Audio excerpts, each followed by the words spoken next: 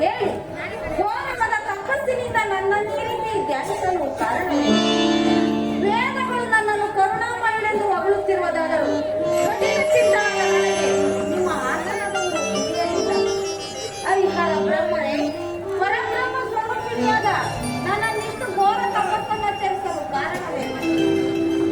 ನಿಮಗೇನಂತ ಕಷ್ಟಗಳನ್ನು ಹೇಳಿ, ನಿಮ್ಮ ಕಷ್ಟಗಳನ್ನು ಪರಿಹರಿಸಲು ನಾನು ಸಿದ್ಧರಿದ್ದೇನೆ. ಅಂಜಬೇಡಿ, ಹೇಳಿ, ಎಲ್ಲರೂ ಹೇಳಿ.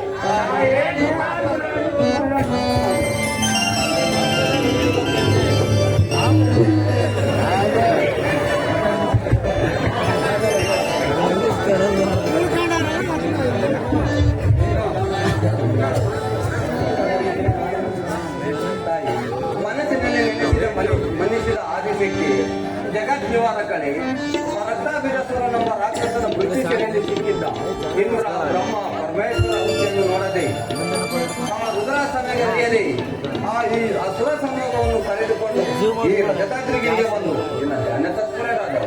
ತಾಯಿ, ಆ ರಾಕ್ಷಸನ ಬಾಧೆಯಿಂದ ಕಾಪಾಡಬಾರವು ನಿನ್ನದು ತಾಯಿ, ನಿನ್ನದು.